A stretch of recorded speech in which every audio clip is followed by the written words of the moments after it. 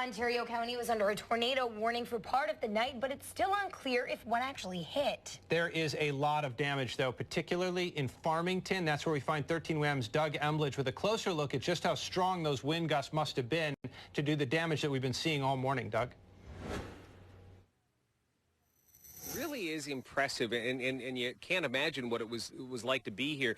But as I've been saying all morning, it was very isolated, at least as far as we've seen. We've heard other reports of some damaged buildings and some trees down, but in this one small cemetery, the South Farmington Cemetery, a woman who is close to this place, she's married to the caretaker, she came by a few minutes ago, and she said it's almost like this was targeted, that this cemetery was targeted. Before we go to the video, take a look behind me there. There's that farm silo we've been talking about, that grain silo. Now, it's corrugated metal, so it might have taken off like a kite, but it's about 300 yards from where it was last night. And then you see in the foreground here the size of the trees that have come down, and there have been several of those. You know, did you see the trees either ripped off in half or pulled, uprooted, completely uprooted? And then the most impressive thing, perhaps, in terms of the damage is the number of headstones that are damaged. As we saw, as we took some of the video here this morning, we got here before the sunrise. And as the sun came up, this is kind of what we were able to see. The trees that I mentioned, the headstones toppled.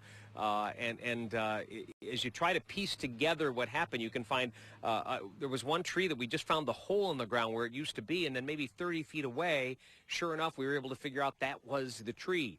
The caretaker was back on scene this morning, and he knows he has a huge job ahead of him. Believe me, the phone calls will start this morning. But what are you going to do? Yeah, unfortunately, it's an act of nature, so I just got to cope with it. And the town of Farmington was down here last night, and they said they would help us with some of the trees and cleanup, so that's big.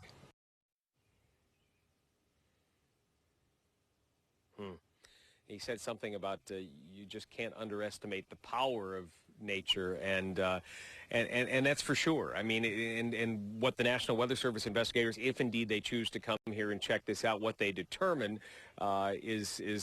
is important in terms of record keeping and that kind of thing, and knowledge. But in terms of the damage in the cemetery, it doesn't matter a whole heck of a lot what did the damage. The bottom line is the damage is done, and it has to be repaired. We did talk to a gentleman a few minutes ago. He was back here because his grandparents are buried here, and every spring he brings out a planter, and every fall he takes it back home. Well, he came to retrieve that planter today, and he's going to get it out of the way until this damage can be repaired. We're going to hear from him coming up a little later on Fox Rochester, guys. Thanks so much, Doug. Another area cleaning up from the damage this morning, Henrietta. Yeah, Jennifer Johnson joins us now with more on that.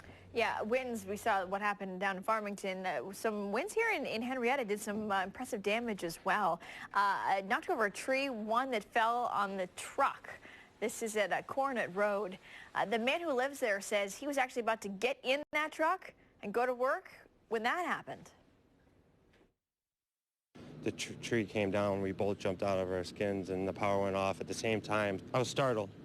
I was actually thankful to be alive, you know, because a second sooner I would have been crushed by this tree. My buddy and I, we would have both been dead.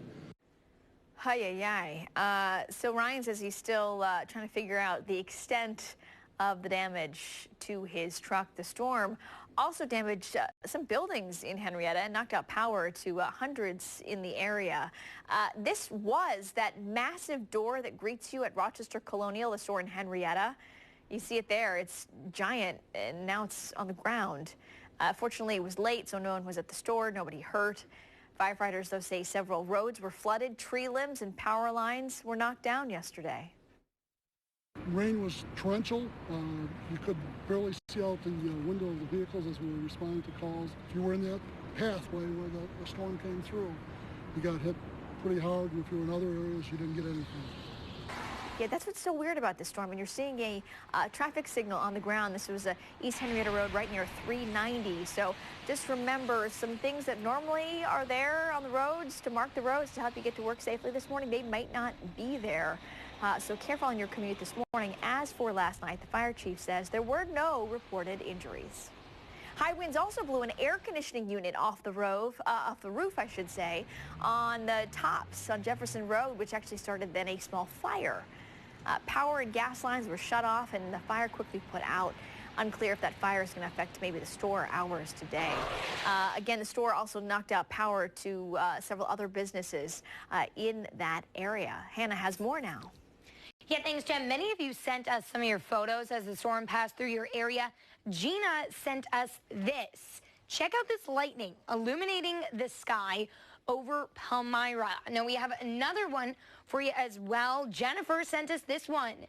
Wow, look, a tree split. That's near Parenton. She said she could barely see it because the rain was coming down so hard. We got one more for you from another Hannah. Hannah Marie sent in this picture of hail from Fairport. Yeah, it's in her hand. You could see a gallery of all those storm photos and submit your own. Please do by going to facebook.com/13WHAM.